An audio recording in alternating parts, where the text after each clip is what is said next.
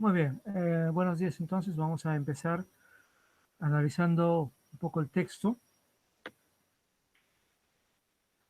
de la actividad.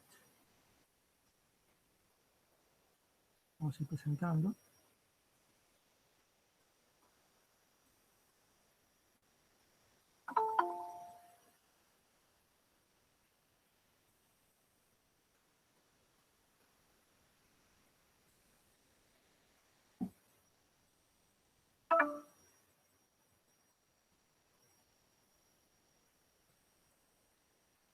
Creo que me lo cogí.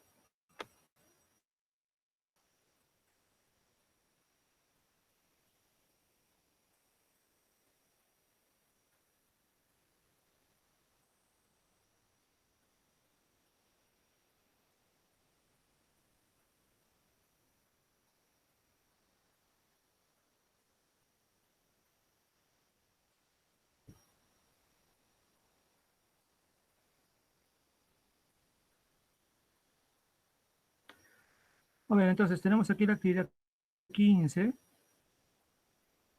Vamos a ir bajando un momento.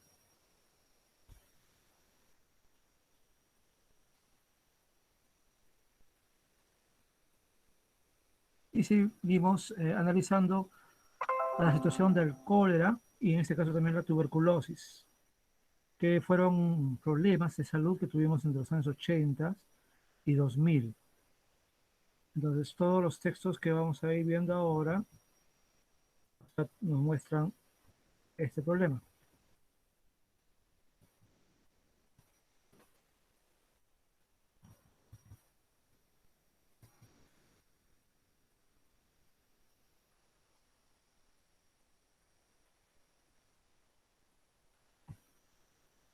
Analicemos acciones del gobierno ante las epidemias, ante las,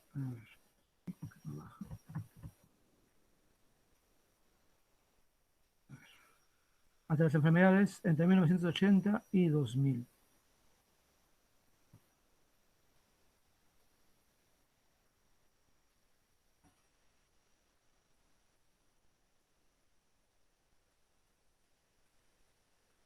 Entonces vamos a ir analizando una serie de fuentes y sobre esas fuentes, como siempre, va a haber algunas preguntas o algún cuadro que comparar. En primer lugar, lo que ustedes tienen son un cuadro estadístico y un gráfico estadístico, si no me equivoco. En primer lugar, tienen acá la fuente A, la tuberculosis en el Perú, y un cuadro que nos habla de aspectos de la morbilidad, los incidentes y la mortalidad entre el 1992 y el 2002.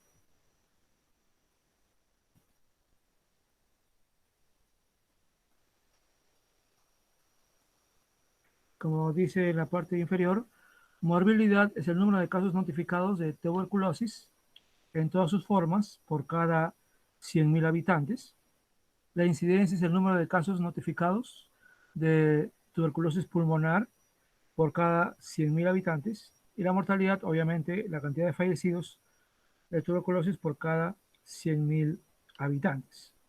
Y lo que se puede ver claramente es que en los primeros años, 1992, 93, 94, inclusive 95, pero sobre todo 92, 93 y 94, se puede ver que hay una mayor morbilidad. Ya hemos visto las condiciones en las que estábamos desde esa época en el tema anterior. Recuerden, estábamos recién superando la hiperinflación. Todavía también recién se estaba superando derrotando al terrorismo, que efectivamente recién se dio en el año 92. Y obviamente había también los problemas políticos, razón por la cual Alberto Fujimori dio el autogolpe en el año 92. En general había una serie de problemas económicos y todo eso contribuyó, por supuesto, además de la falta de inversión en salud, contribuyó a que en este caso tuviésemos problemas con la tuberculosis y obviamente eso podría indicar la alta movilidad durante estos 2 años, lo cual por supuesto implica también que era alta el número de incidencias sobre todo el año 93, ¿no? Que va, se nota claramente acá que aumenta. Si bien la morbilidad bajó un poco, la incidencia aumentó en la TBC pulmonar, que es la más grave de los tipos de tuberculosis. Y en cuanto a la mortalidad, sobre todo el 92-93 fue alta y luego bajó, aunque luego también subió el 95-96, ¿no? Y lo que se puede ver también es que en los años siguientes ya va a ir bajando la morbilidad y eso ya es evidente, ¿no? Desde cada año se ve cómo va bajando año a año la morbilidad. Igualmente ocurre con la incidencia, que va bajando, aunque también en algunos momentos sube, por ejemplo, el 97, 98, y luego ya sigue bajando sostenidamente. Igual ocurre con la mortalidad, sobre todo alta el 92, 93, baja, luego vuelve a subir, 95, 96, y de ahí ya continúa bajando, bueno, sube una vez más el 2001 y sigue bajando. Es importante indicar que la tuberculosis es una enfermedad muy ligada a la pobreza, es una enfermedad muy contagiosa, pero también tiene que ver con la falta de la alimentación de las personas. Y claramente es algo que afecta sobre todo a las personas de bajos recursos, porque es una enfermedad que se puede controlar, pero con medicinas. Medicinas que si alguien está asegurado, puede recibir y puede ir controlando, pero también se necesita una buena alimentación para apoyar las medicinas. Y lo que alguna vez leí es que, por ejemplo, sobre un tipo de una investigación, más que una investigación, una serie de entrevistas en el comercio que hicieron, si no me equivoco, en el Cerro del Pino, que está en el Agustino, y que entrevistaban a personas que estaban ahí, pues, ¿no? De bajos recursos, que tenían tuberculosis. Y lo que ellos decían es que, pues, no, como están mal y también su familia no gana mucho dinero, no pueden alimentarse convenientemente y a veces hasta les era muy complicado ir a un hospital para pedir las medicinas que necesitaban. Y si por ahí necesitaban algún tipo de medicina que no había en las farmacias del Ministerio de Salud, donde son más baratas, por supuesto, entonces les era muy complicado siquiera comprarlas porque no tenían dinero. Pero la tuberculosis claramente es una enfermedad que demuestra las desigualdades económicas, ¿no? Es evidente que en el Perú el que tiene dinero, tiene una mejor posición económica, tiene un seguro, tiene un trabajo estable, tiene mejores condiciones para afrontar cualquier problema de salud que el peruano normal, que vive en la informalidad, que de repente no gana mucho dinero, o que sus ingresos no son permanentes, son irregulares, y que por tanto, ante el mismo problema, tendría más problemas, más dificultades para tratarse o curarse, ¿no? Creo que el mejor ejemplo es lo que hemos visto ahora con el COVID. La tabla 2 nos muestra el cólera, ¿no? Y como vimos la vez pasada, el cólera tuvo su inicio justamente en diciembre del 90 y llegó a su tope máximo en diciembre del 91, pero en noviembre, empezó en noviembre, octubre, noviembre del 90 y tuvo su énfasis en el diciembre, perdón, en el 91. Bueno, acá están hablando de las semanas, me imagino, y eh, sobre todo en el año 91, y miren cómo luego el año 91 va bajando, y luego hay un rebrote ya en el año 92. Y de ahí en adelante ya fue bajando y ya fue superado el cólera, ¿no?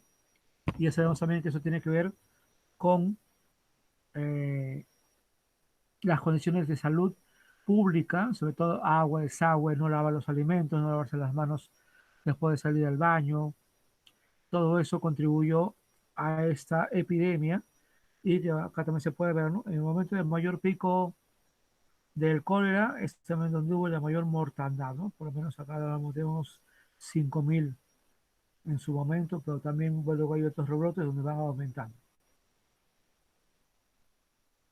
A diferencia del, de enfermedades como las nuestras, el cólera pues no se contagiaba con lo que una persona tosía, sino por el ambiente, ¿no? En ese caso.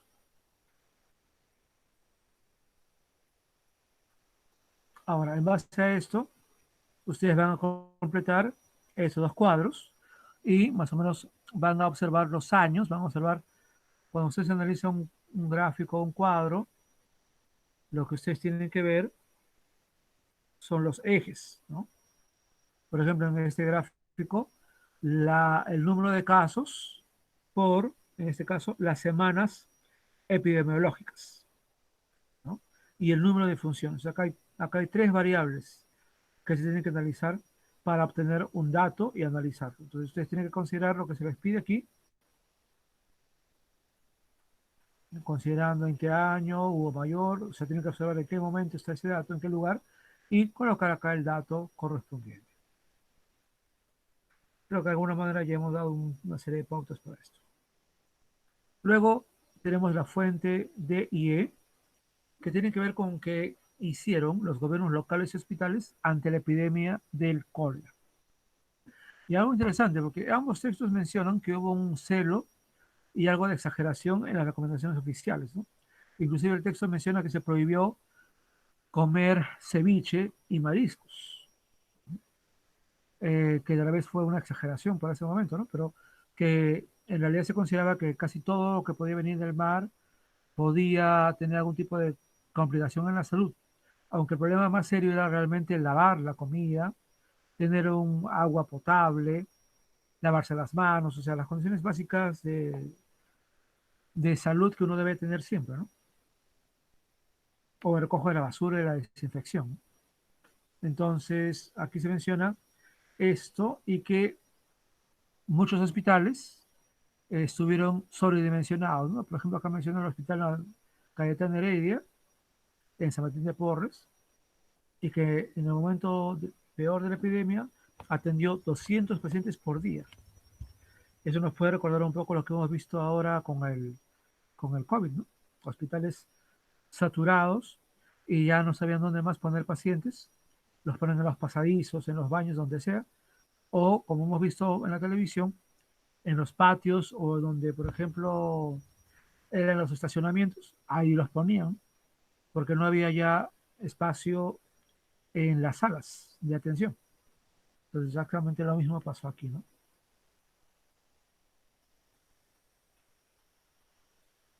Y como dicen acá, la salvación para las personas con cólera eran el suero endovenoso y el suero oral, ¿no? El suero oral que fue una invención hecha acá en Perú, por cierto, ¿eh? Es lo que se llamó la bolsita salvadora, un tipo de suero al que solo se le debía agregar agua, agua potable, y ya se podía colocar fácilmente, se podía beber inclusive, y con eso una persona podía ir recuperando lo que había perdido de agua, ¿no? Y podía tener una mayor oportunidad de salvarse. Eso, por ejemplo, fue algo que se creó acá y luego el, el, la OMS, la Organización Mundial de la Salud, tomó la idea, tomó el invento peruano y lo usó, porque eso no solamente, el cólera no solamente afectó a Perú, sino que afectó a muchas partes del mundo y se usó con éxito en el mundo. Hay que reconocer eso también. Y aquí en la fuente vuelve a mencionar lo mismo, ¿no? Que no se comió ceviche, que no se comió pescado, lo cual acá originó también problemas de desnutrición, porque el pescado era una de las cosas más baratas que comía la gente de los estratos populares, ¿no? Y sin embargo tuvieron que privarse del pescado por el miedo a contagiarse de cólera, cuando en realidad el problema era otro, ¿no? Y el problema estaba en realidad en las cosas tal vez más simples, ¿no? Hervir el agua, lavarse las manos, usar letrinas, fabricar suelo casero, utilizar el lejía como antiséptico y evitar el consumo de pescado, mariscos y verduras, ¿no? En este caso. Pero uno diría, ¿las verduras en realidad? ¿O era el hecho de lavar las verduras bien y no comerlas sin lavar? En realidad creo que el problema era eso, ¿no? Y el suelo casero, como acá menciona, ¿no? Combinar una cucharada de sal y 8 de azúcar.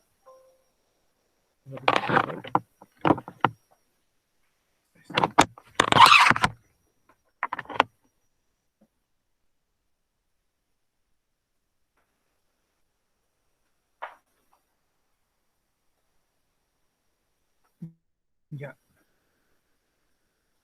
Bueno, entonces el asunto era que este suelo casero era algo fundamental, por supuesto en agua hervida, ¿no? No cualquier agua.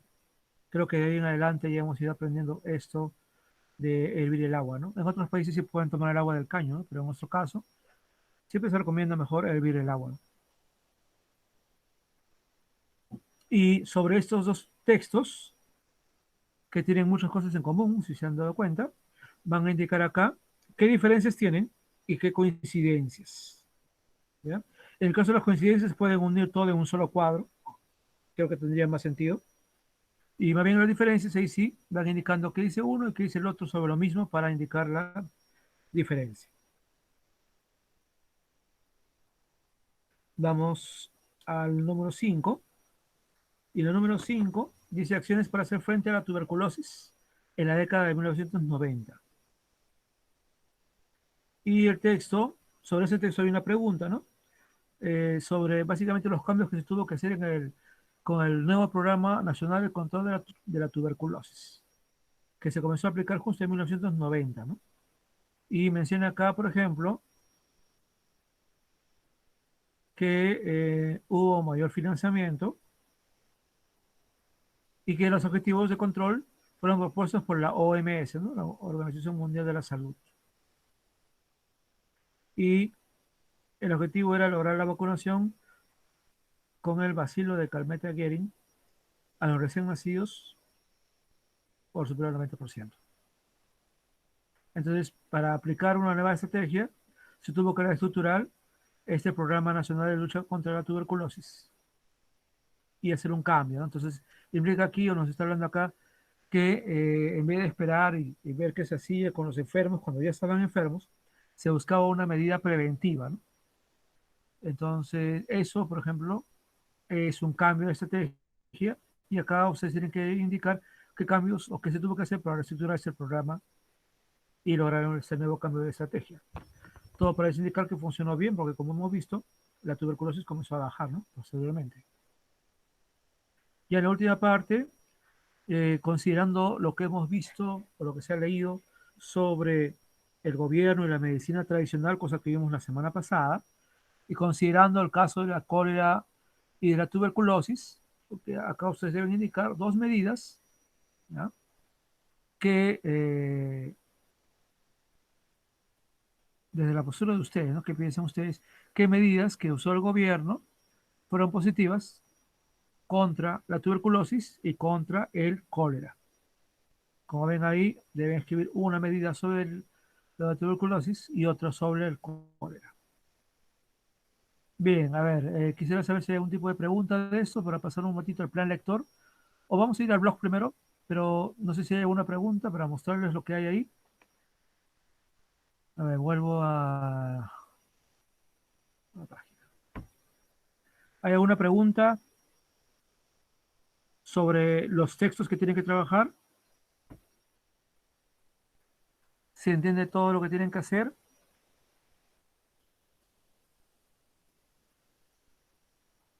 No hay pregunta, profesor, si se entiende. Ok, gracias.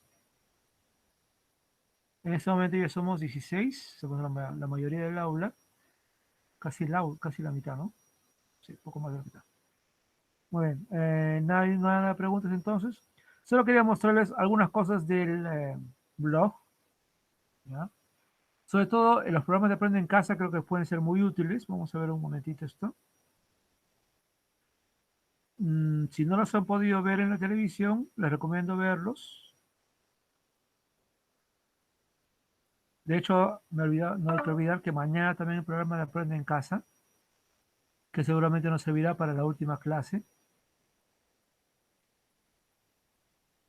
Un momentito, me agarró esto.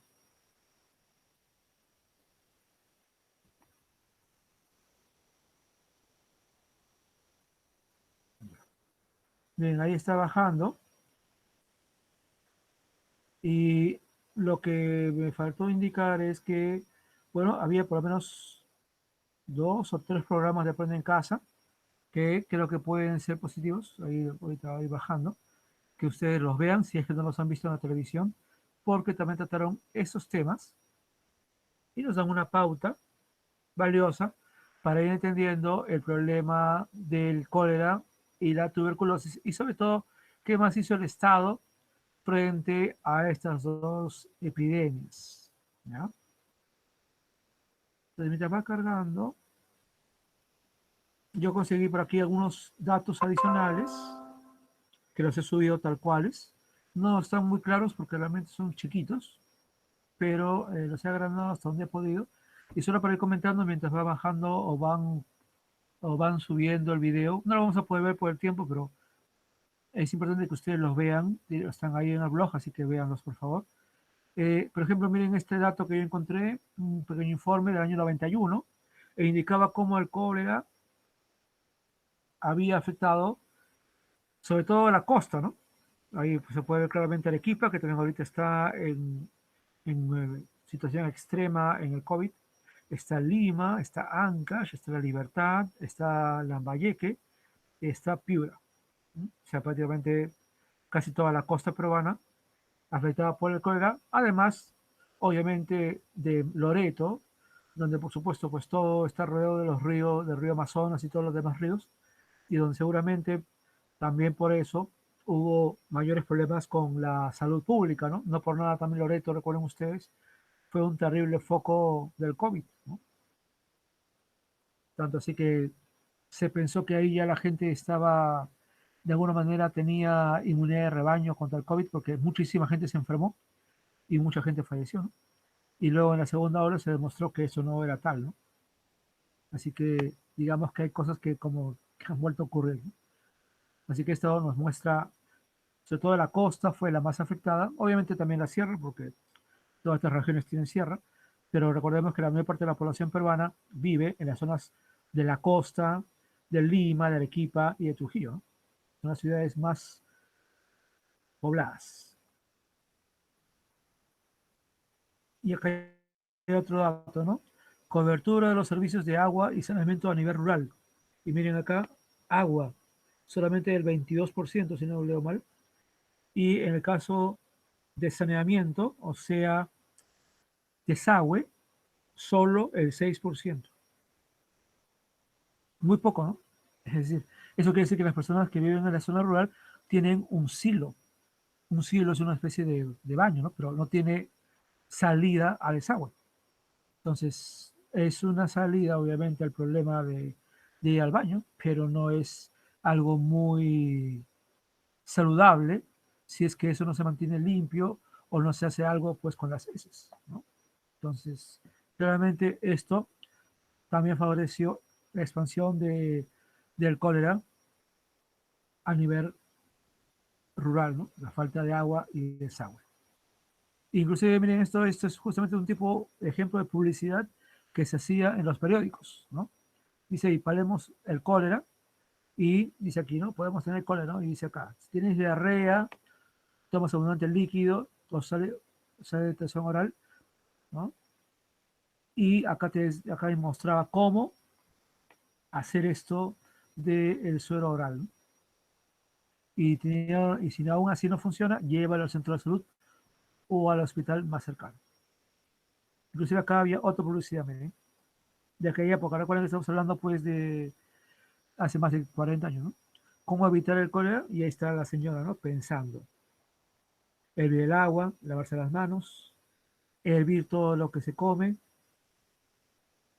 lavarse las manos después de ir al baño y tener la basura cerrada, ¿no? No dejar la comida al aire libre, ponerla en un refrigerador. El problema es que de repente muchos peruanos no tenían ni refrigerador. Pero aquí están las medidas, ¿no? Cómo evitar el cólera. Entonces, ese tipo de publicidad se usaba mucho en los periódicos, ¿no? Para que las personas sepan qué hacer ante un posible caso de cólera, ¿no? Si algo, por ejemplo, que se ha criticado en la actual pandemia del COVID es que de repente no se hizo lo mismo, esta vez tanto, en cuanto al COVID, ¿no? Se considera que de repente se debió haber hecho más publicidad en periódicos, porque en televisión y en radio sí se ha hecho publicidad, ¿no? Sobre qué hacer ante el COVID. Y obviamente por el WhatsApp y mensajes de texto, creo que todos hemos recibido ese tipo de recomendaciones del MINSA, ¿no? pero de repente también periódicos, creo que hay personas que leen los periódicos, ¿no? Sobre todo los más populares, que no sé si realmente se hizo o no se hizo publicidad ahí, sobre justamente desmitificar las noticias falsas y además indicar qué se debía hacer ante un posible caso de COVID. Bueno, en esa época, obviamente, el caso era la televisión, la radio y el periódico, ¿no? Bueno, acá están los videos que les recomiendo ver si es que no los han visto. ¿Ya? Son los programas anteriores. Inclusive creo que este de acá tiene que ver con el tema de la semana anterior, pero también trata algo del Estado. Y definitivamente estos dos de aquí son los que van a ayudar para la tarea actual. Así que mi recomendación es que los vean. Muy bien, entonces vamos a dejar esto. Y no insisto una vez más, recordarles que mañana hay programa de Aprende en Casa, así que a las 2 de la tarde. ¿Ya? Entonces vamos a ver el plan lector rápidamente. Y insisto una vez más, no hay ninguna pregunta sobre lo que hay que hacer, ¿se entiende todo?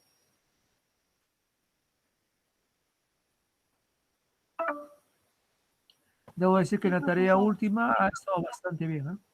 Ok, muy bien, gracias. Al momentito.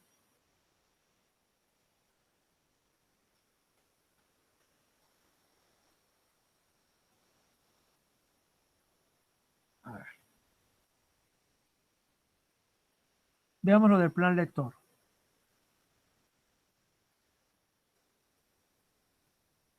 Está cargando. Muy bien, entonces, como plan lector, tienen ustedes un texto. Ayer les envié el enlace al libro. Hay que indicar esto lo siguiente, ¿ya?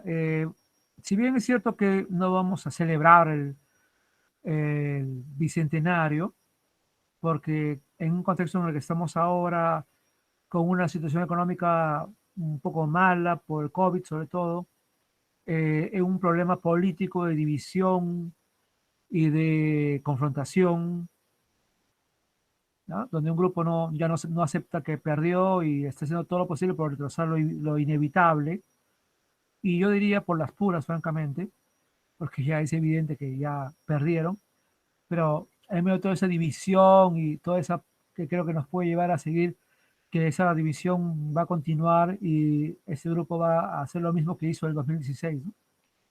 Oponerse a todo, poner problemas a todo, en fin. En ese tipo de clima, más por supuesto los más de 190.000 fallecidos que hemos tenido desde marzo del año pasado, y sin contar los cientos, creo ya miles de contagiados que se han recuperado. Entonces, en un contexto así, celebrar pues sería ilógico, ¿no? Pero sí podemos conmemorar el bicentenario. Entonces, como parte de todo esto, había un esfuerzo en la página de un esfuerzo del Estado por considerar esta posibilidad del bicentenario como una ocasión de reflexionar sobre lo que hemos logrado en 200 años de República y lo que nos falta, ¿no? Y como parte de eso, se ha creado una biblioteca bicentenario y ustedes tienen ahí el enlace. Bueno, yo les doy el enlace al libro, pero si ustedes revisan en la misma página y buscan lo que es la Biblioteca Bicentenario, van a encontrar una diversidad de libros trabajados por historiadores, sociólogos, educadores, en fin, todo un conjunto de personas de un gran nivel intelectual peruano que han elaborado textos, libros, como el que ustedes van a leer, y justamente para reflexionar sobre lo que estamos viviendo como bicentenario y, por cierto, también muchos de ellos tomando en cuenta lo del COVID, ¿no? Porque ellos estaban trabajando y produciendo estos textos cuando ocurrió el COVID, así que rápidamente adaptaron también su idea, su discurso a lo que pasó con el COVID, que de alguna manera nos ha mostrado nuestras debilidades, ¿no? Como país, ¿no?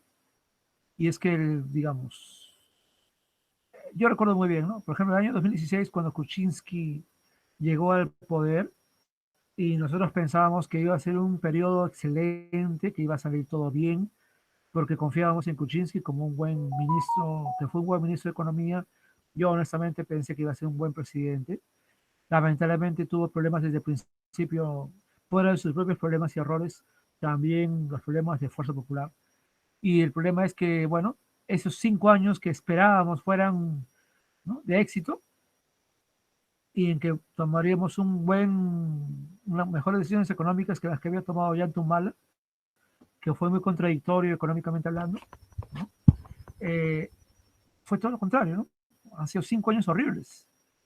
Y justamente yo recuerdo que cuando Kuczynski llegó al poder, él decía, ¿no? Vamos a hacer todo lo posible para cumplir las condiciones necesarias para que el Perú llegue a la OCDE.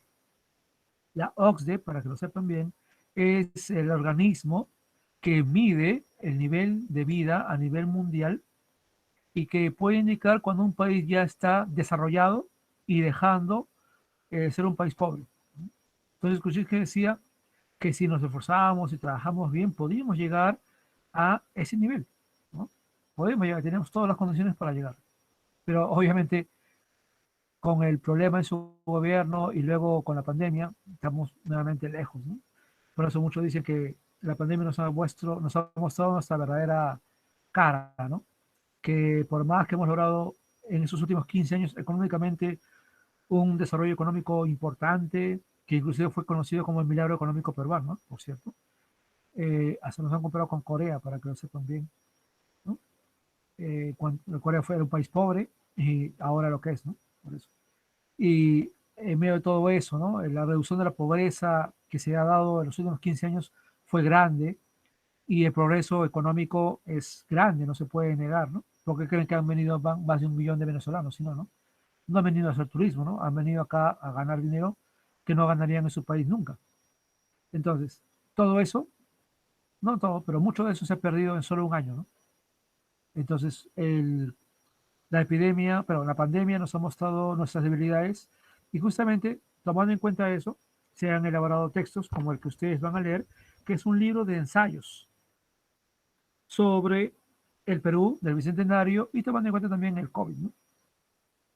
Y bueno, hemos elegido uno de ellos, que se llama Las condenas de la historia, de Alonso Cueto. Alonso Cueto, famoso escritor, sobre todo de novelas, pero que en este caso se lanza también al ensayo, que es un género literario, como ustedes saben, y acá hay una serie de actividades que la profesora Margot ha ido desarrollando para ustedes, leyendo este ensayo, y ustedes van a ir completando, se vean que se parece mucho a la ficha de actividad, así que es cuestión de ir leyendo, ¿ya? Sobre todo ser muy leal a lo que el autor indica, pero también habrá oportunidades para indicar algún punto de vista, ¿no? Sobre todo en esta última parte, ¿no? ¿Qué es lo que más te ha llamado la atención luego del texto leído, ¿no? Y tu valoración del texto, ¿ya? En este caso, ¿no? Muy bueno, bueno, regular, ¿no? Ahí van a poner ustedes del 1 al 3. La fecha propuesta para esta actividad es el 19 de julio, que sería el próximo lunes, ¿no? Bueno, entonces esta es la actividad que tienen que hacer y es básicamente leer el ensayo y completar las actividades sobre el ensayo, ¿no? Que parece, si no me equivoco, son 6 páginas, no es demasiado, y se lee bastante bien porque Alonso Cueto es un gran escritor. Muy bien, ya casi estamos llegando al final de la hora. ¿Alguna consulta sobre el plan lector? No, profesor, todo se entiende. Ok, perfecto. Ahora, no estoy muy seguro que el plan lector se vaya a evaluar como se ha evaluado las otras actividades, porque en realidad no es una cuestión de poner nota al plan lector, sino es una cuestión de verificar, eso sí, que lean, pero también considerar eh, que la lectura es un elemento importante. O sea, obviamente el plan lector está incluido en mi actividad y en mi registro, pero yo no estoy muy seguro de colocarle nota al plan lector porque no es como una actividad de tarea, ¿no? Es diferente. Entonces, de considerarlo como parte de la evaluación, sí, pero de ponerle una nota, particularmente no estoy tan seguro de que se deba hacer eso, porque no es que sea leer solamente una obligación, ¿no?, sino que debe ser algo que les guste. Y si se ha seleccionado este ensayo, es porque creo que les va a llamar mucho la atención, ¿ya? Ahora que ustedes se bajen el libro, les recomiendo leer todos los ensayos que puedan. Revisen ustedes ahí el índice y van a encontrar textos muy, pero muy interesantes. O también toda la biblioteca Bicentenario, ¿no? Hay libros de todo tipo que les pueden servir, que les pueden ayudar. Hay también un par de libros sobre cuentos, hechos en este caso inspirados en la pandemia, y se ven muy interesantes. Creo que hay uno de ellos que nos tocará leer el tercer trimestre, me parece, pero ahorita no me acuerdo bien. En todo caso, si pueden ir leyendo algo más ahí, sería muy bueno. Entonces, no hay mayores preguntas, no hay dudas de nada. Recuerden que la tarea de la actividad 15 es para este viernes y el plan lector entonces se está planteando para el lunes 19.